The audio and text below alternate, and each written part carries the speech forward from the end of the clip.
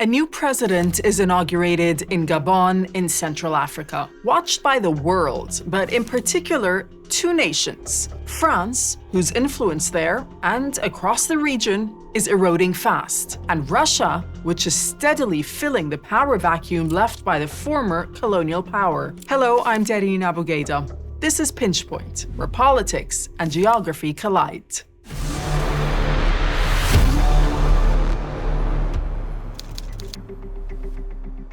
Moi, Brice Oligui Nguema.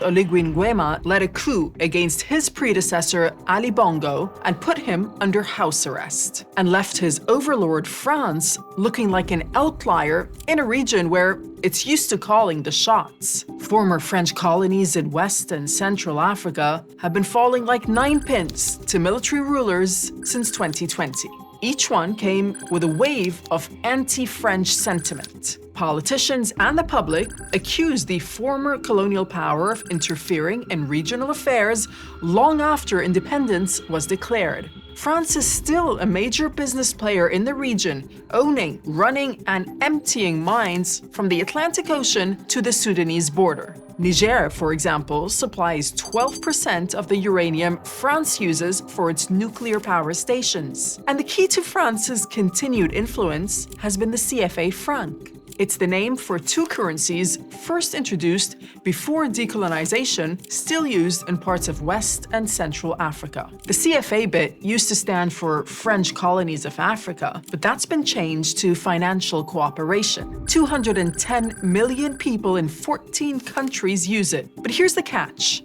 The CFA franc is pegged to the euro. The system's supporters say the euro gives the currency stability. But critics say that's because the European Central Bank controls the CFA franc's value. It also controls economic policy in a large part of Africa. They also say the system has favored exports to France over the rest of the world. In short, France has run the show. The governments in Africa have been powerless and the people kept poor.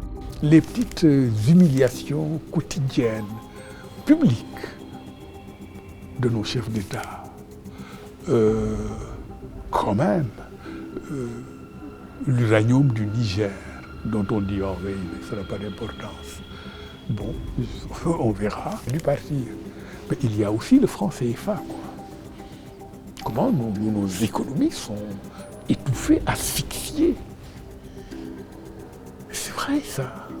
Oui, étouffé, asphyxié. So that's the money. Now let's talk about the violence. And as good a place as any to start is Mali. In 2012, Tuaregs, a nomadic tribe, and Al-Qaeda-linked group started attacking from the north. Among them were mercenaries who had fought in Libya.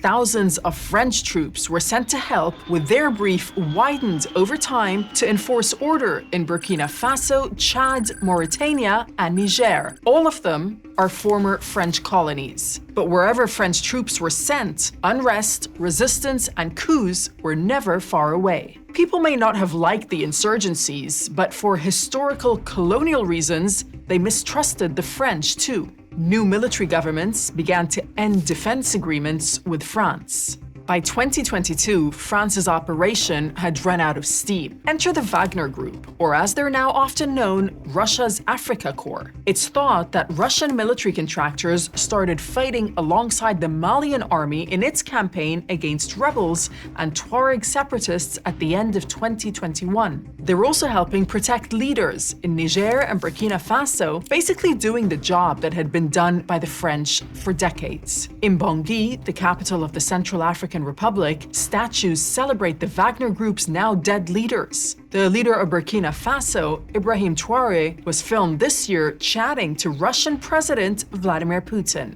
And there's a new sign of the decline of France's influence in the region. In December 2024, the French nuclear company Orano announced that Niger's new military leaders had taken operational control of its mining subsidiary there. Then, in May 2025, Orano's offices in the capital Niamey were raided, phones were seized, and a director taken into custody. Remember, that's the mining company which supplies France with a fifth of its uranium. But Niger and many of its neighbors feel it's time for change. Le Burkina Faso, le Mali et le Niger retrouvent leur liberté sur le plan politique, diplomatique, économique.